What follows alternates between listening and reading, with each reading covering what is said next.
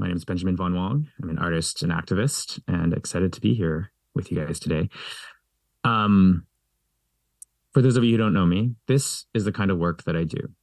And the reason that I create this kind of work is because I think it creates a question. When people look at it, they're wondering, is this real? Is this fake? What am I looking at? And that curiosity leads to conversation.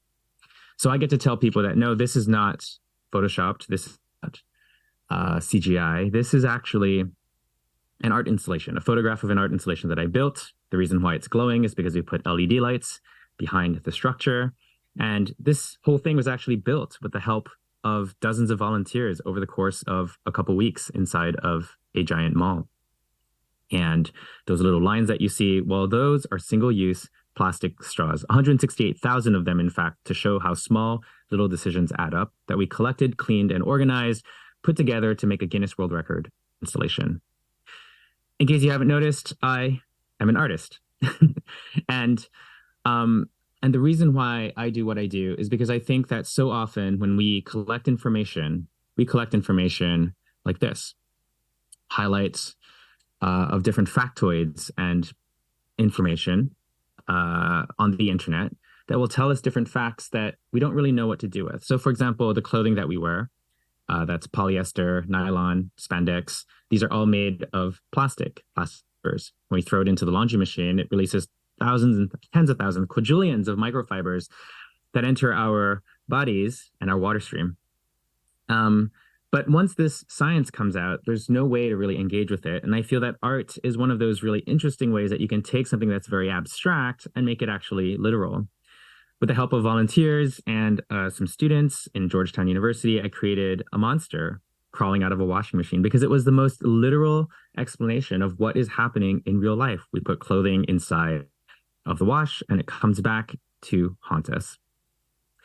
I can take graphs, pieces of information of abstract concepts like how Bitcoin mining uses more energy than entire countries, and I can try to create a symbol out of that. This was a giant skull that I created for Greenpeace to highlight how Bitcoin mining is actually propping up the fossil fuel industry because it uses so much energy.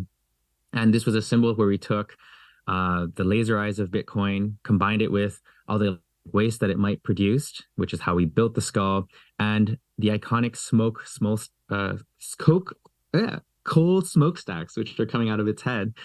And the creation of a single image isn't just one piece of art, but rather something that can be then remixed and used into a variety of different symbols, in different use cases, in different ways of engaging people continuously that is a lot more interesting than just facts and figures.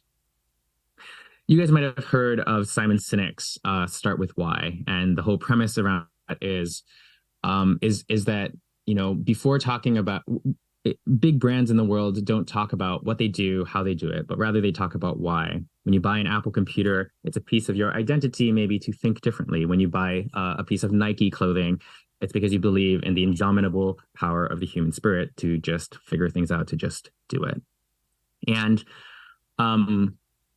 on top of that, I think there's one piece that Simon Sinek may have missed that I'm going to steal from a friend who wrote The Wonder Switch, which is that we first need to start with wow, because nobody actually cares about why you do what you do unless you're first able to impress them, to draw them in to what you do. And I think that's one reason why art can be really powerful.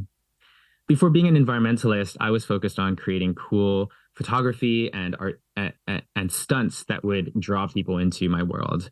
This was one of my earlier successes where I decided to tie a model 30 meters underwater in a shipwreck in Bali. It has this moment where you're thinking, wait, what am I looking at? Is this real? Is this fake? How is it done? And that conversation item, I think, is just so powerful. You know, I did this multiple times across my career. This one was putting superheroes on the edge of a 40-story skyscraper. And I think what's really interesting is that you don't even need to like the image to feel engaged by it. When you look at a photo like this, one of the common pieces of feedback that I received from my work was that actually, I don't like the photo. It looks so fake. If you're going to do it for real, why do you make it look so fake? But even the people who don't like the images, when they drop a comment, well, that creates engagement, that creates conversation. And if there's one thing that we need and more of in this world, it's more people to engage with us. It's more people to be curious. It's more people that want to have conversations together. And by taking diverse elements that are within your reach and finding ways of leveraging them, I think it gives us a really fantastic storytelling opportunity. This was another image that I created, which was to recreate the world, to recreate a real world Beauty and the Beast in the world's largest monastic library. And while you might look at these and think, man, I need to have a really huge budget in order to do something like this, the truth is not always. This one, we got access to this monastic library by just reaching out on their contact form until we found an area that would accept us. And everyone that came on this project were just volunteers. It was just a bunch of friends on a road trip together and wanting to have fun. So this idea of capturing people's attention through the art of image creation, or through the art that I do, which is photography, was something that I've really tried to take into the world of environmental activism. It's something that I found to be particularly successful at highlighting the volume of waste that we deal with, the amount of overconsumption that we go through on a daily basis. And you might be wondering, where do you even this stuff anyways? And that's a very valid question. I basically go to conferences. Normally I would be here with you guys in Portugal, but I was a little busy. And I would just say, hey, if you know anyone or any place that has access to large volumes of material, please let me know. I might want to collaborate with them. This was an abandoned factory in Cambodia that was shut down since 2008. And they were just about to get rid of all of these clothing scraps because they were going to completely transform and destroy the factory. And I said, wait, before you do that, let me come. And we would go through all these piles of used clothes that were lying around and use this as an opportunity to convert material into statistics. So I don't know if you know, but a single cotton t-shirt uses 2,500 liters of water. What does that mean for our entire closet? Over the years, I started getting hired by different brands to do something similar. So electronic waste is one of the fastest growing municipal waste streams in the world. We produce so much of it, and yet less than 15% is recycled. And I got to collaborate with Dell, the largest electronic waste recycler in the world, also a big producer of electronic waste, might I add, in order to create a series of images that would highlight how we can use past technologies to power the future, right? Borrowing from elements within our real world, how these laptops look like solar panels and how these the back of this wall looks like circuit boards, and combining them together to create something unique, interesting, and immersive so that we can talk about real world problems. In so many ways, I think artists are really necessary because we use fiction and fantasy to tell the truth about the world, to highlight something that maybe is hard to see and make it a little bit more palatable. And this project that I created, putting a mermaid on 10,000 plastic bottles, is probably one of my most popular images. But what makes an image popular? Is it the number of headlines that you get, right? I think when we think of success, too often we think about headlines and coverage. And the more headlines someone gets, the more we think a product is successful. But to me, the success of a project, I think, is less about the headlines that are written about you, but maybe the headlines that are written about other people. For example, this was a message that I received back in 2021, in the height of the pandemic, where I was sitting at home feeling completely useless and uninspired. And it was an article that was written not about me, but about a social entrepreneur called Wong, all the way in Wuhan, China, that everyone knows by now, who started a company of upcycled clothing and upcycled bags. Why? Because she had seen my photos. Someone I had never met before credited me for the reason why she took the leap to become a social entrepreneur. And that is one of the powers of art. I think too often when we think about this combination of science and art, maybe the feeling that we get is one of despair, because in some ways it is so sad and so tragic. But in another, there's a magical piece of it. There's this magic and wonder and awe. How did people do that? How did they actually happen? That I think makes something beautiful and magical. So I want to maybe just end, I don't have that much time, so I just want to end on maybe one last story of what it means to be an artist. Because yes, creating art is beautiful and powerful, but sometimes it's also really difficult. And I'm sure you all, as environmental activists, as people who care about the planet, go through really hard times because the science is sad, it is desperate. And sometimes it just feels like no matter what we do, it's not enough.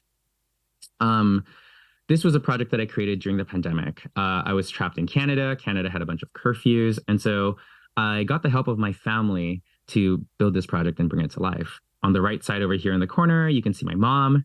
She was a perfect model for this project, which was all about turning off the plastic tap. And we created this art installation to talk about how the best way to combat plastic pollution is to go and address plastic production. If a bathtub is overflowing with water, well, you need to make sure to tap before letting it, before trying to clean up the floor of water, right? And whether we look at the exportation of plastic waste or we think about plastics entering the ocean, these are all really important issues to tackle. This guy over here is my dad, that we got to model, looking very fit and happy. And this over here is my nephew that was born during the pandemic, who is the one that's going to be responsible for cleaning up all of this mess. And this is, yes, a real landfill in a real place. I did put my nephew inside of a landfill. Great uncle. Anyways, you know, when we do these projects, they're so, you pour your heart and soul into it and you hope that it'll do something. But the problem is that sometimes you pour your heart into it and you don't know if it's going to have the impact that you want it to. And in my case, as someone who takes very long to create projects, I'm not a really good influencer anymore. It's really hard to reach because the algorithms prioritize consistency, not one random project every so often. And so I was thinking to myself, man, I'm going to create this project, but I really need help. How am I going to make sure that this art gets seen by the world? And instead of thinking about how I could do it alone, I decided to think, what if I just asked for help from the community instead? I decided to reach out to artists all around the world. And I said, hey, I've created this symbol. Would you be interested to remix it somehow? And all around the world, different people from different walks of life all came together, take this one symbol and remix it in their version, their vision of what they saw. And in that way, we are not alone. We're not the only people that care about issues. So many people around so many places all want to make a difference. They just need to be invited. They need to be given the chance. And instead of thinking about projects perhaps as a project is either a success or a failure, maybe we can think of them as experiments, as the beginning of something greater. In the case of this campaign, I was like, who are the decision makers when it comes to plastic? Where does this art need to be seen? And by some complete stroke of fortune and hard work and luck, I managed to raise enough funds to go and get permission, get this art installation built inside of Nairobi, Kenya, at the United Nations compound, where all the decision makers were coming together in February of 2022. This is where 1,500 delegates from 193 different countries came together to talk about whether or not we needed a global plastics treaty. And guess what? It actually grew right as the Ukraine invasion was happening. So most people don't even know about this progress that is happening. And when we think about how do we change the world, maybe the best way to think about it is not that we are responsible individually for changing the world, but we each have a part to play. And so if my part is to create art, to make topics that are really hard to look at a little bit more interesting so that others, the diplomats, the politicians, the NGOs, have more interesting ways to talk about these issues, maybe that's enough. Maybe it's not just creating the art and needing to take the photos and needing to be the sole person that's reaching everyone, but maybe I can build the art so that anyone with a cell phone can move around and take photos of it. You might recognize actually the faucet on the right, which was created in Portugal, in Lisbon, during UN World Ocean Weeks last year. And so I guess I just want to conclude on just one point. And that is that I think that the antidote to collective eco-anxiety is that of co-creation. We don't solve any one problem alone. We solve it all together as a community. So thank you guys. I wish I could be there with you right now. I hope you're having a blast. Get out there, go talk to someone you've never talked to, share your passions, and see where it takes you. Thank you so much.